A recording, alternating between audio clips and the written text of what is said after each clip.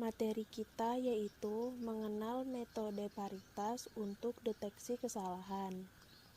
Apa itu metode paritas untuk mendeteksi error?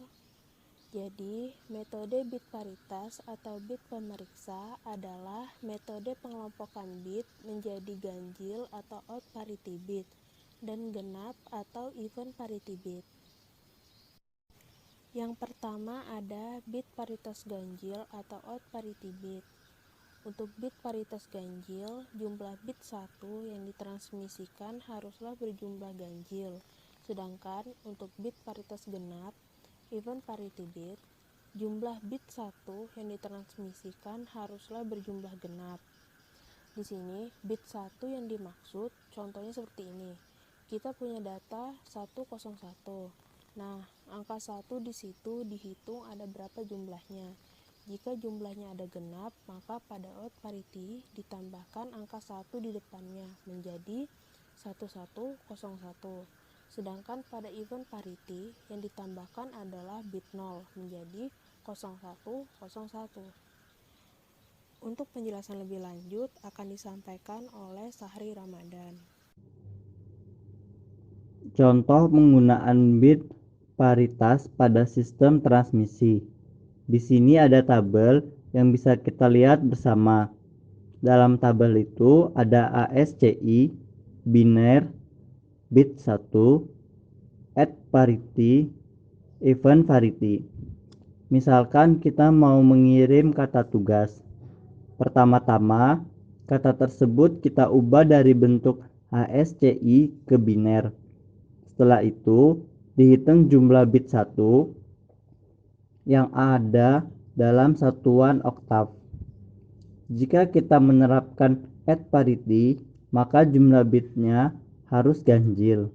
Jika bit satunya ganjil, akan ditambah angka 0 di depannya. Sedangkan untuk even parity, jumlah bit satunya harus genap. Dan jika jumlahnya ganjil, maka ditambahkan angka 1 di depannya. Kelebihan bit paritas. 1. Lebih cepat karena berbasis 2 atau biner. 2. Mudah dalam pengecekan. 3. Sederhana dalam analisis dan penggunaan pada sistem. 4. Mudah direalisasikan dalam bentuk rangkaian atau hardware. Kekurangan bit paritas. 1. Kurang handal dalam mengatasi deteksi dan perbaikan error. 2. Kemungkinan kesalahan yang terjadi besar, yaitu 50%. 3. Belum dapat mengakomodir file dengan ukuran besar. 4. Tidak dapat mendeteksi kesalahan dalam jumlah genap. Selanjutnya akan dijelaskan oleh teman saya Ferdi. Deteksi kesalahan. Apa itu deteksi kesalahan? Kesalahan dapat terjadi pada saat pengiriman dari pengirim ke penerima. Maka dari itu diperlukan pendeteksi kesalahan. Dan selanjutnya ada tipe kesalahan. Apa itu tipe kesalahan? Di dalam data digital ada dua tipe kesalahan, yaitu yang pertama signal bit error, yaitu kesalahan data bit yang berjumlah dari 1. Sedangkan burst error, kesalahan data bit jumlah kesalahannya ada lebih dari 1. Dan selanjutnya akan dibaca oleh teman saya yang bernama Faris. Tipe kesalahan. Tipe kesalahan ini dibagi menjadi dua macam, yaitu single bit error dan burst error.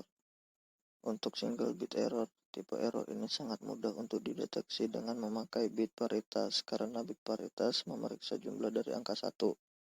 Sedangkan burst error, tipe error ini sangat susah dideteksi dengan bit paritas jika bit atau data yang rusak berjumlah genap. Metode deteksi error. 1. Vertical redundancy check atau disingkat VRC. Pada metode ini bit parity diletakkan bersama dengan oktet. 2. Longitudinal redundancy check atau disingkat LRC. Pada metode ini data diletakkan menjadi sebuah matriks. dan bit parity akan diletakkan di baris terakhir mengikuti kolom. 3. Cyclic redundancy check atau disingkat CRC atau checksum. Pada metode ini, total bit yang akan dikirim akan dihitung dan dikirimkan untuk dicocokkan lagi pada saat data diterima. Nah, bagaimana sih cara pengaplikasiannya di dalam dunia digital? Oke, kita ambil contoh CD-ROM. Dalam pembacaan CD-ROM, kita memerlukan pendeteksian kesalahan agar data yang kita simpan itu tidak cacat. Dan untuk cara menyimpannya itu kita menggunakan salah satu contoh yang sudah dijelaskan di slide sebelumnya. Ini ada lagi contoh pengaplikasian di dalam microcontroller. Untuk memprogram microcontroller, kita perlu menyimpan instruksi biner ke dalam file di dalam komputer. Nah, filenya itu biasa dikenal dengan Intel hex format. Informasi yang dikirim ke dalam heksadesimal akan dikodekan menjadi ASCII agar lebih mudah dibaca dan lebih mudah untuk mengirim satu karakter melewati port serial pada komputer.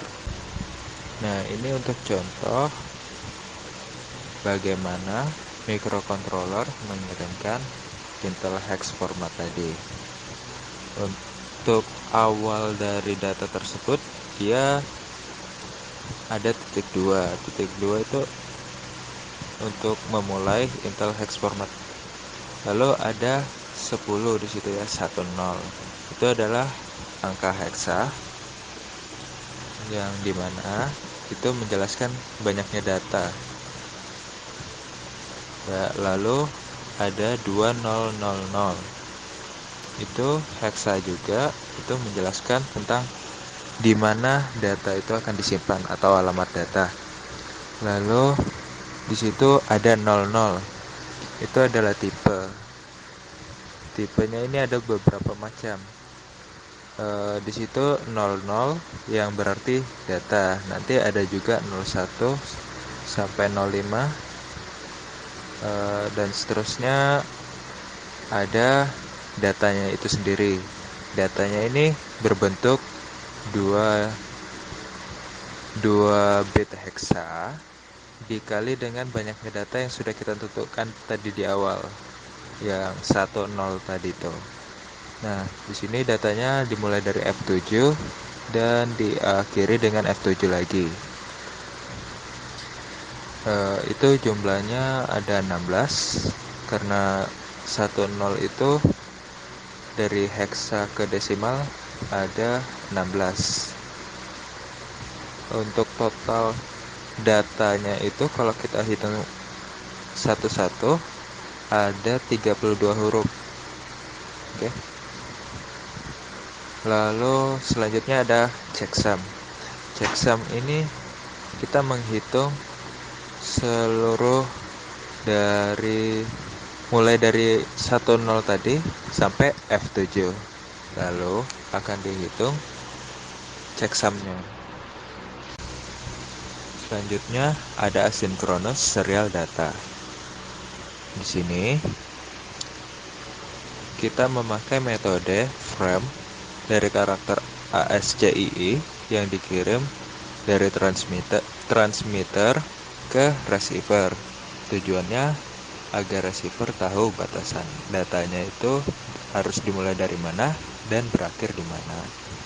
Metode ini biasa diterapkan dalam komunikasi komputer dengan modem untuk mendeteksi dan mengatasi kesalahan dalam transmisi data. Nah, untuk cara kerjanya, pertama-tama dia menyisipkan bit bernilai 0 sebagai penanda mulai atau start. Lalu diikuti dengan LSB atau di situ D0 sampai MSB yang data terakhir D6. Lalu disisipkan lagi bit paritas untuk memeriksa kesalahan error pada data dan ditutup dengan bit bernilai 1. Nah, di situ sebagai penanda stop bit 01-nya. Dengan adanya slide ini yang menandakan presentasi ini berakhir. Oke, sekian dari kelompok 5. Hanya segini yang bisa disampaikan. Kurang dan lebihnya mohon maaf. Saya perwakilan dari kelompok 5 mengucapkan terima kasih banyak. Wassalamualaikum warahmatullahi wabarakatuh. Dengan adanya slide ini yang menandakan presentasi ini berakhir. Oke, sekian dari kelompok 5. Hanya segini yang bisa disampaikan. Kurang dan lebihnya mohon maaf. Saya perwakilan dari kelompok 5 mengucapkan terima kasih banyak. Wassalamualaikum warahmatullahi wabarakatuh.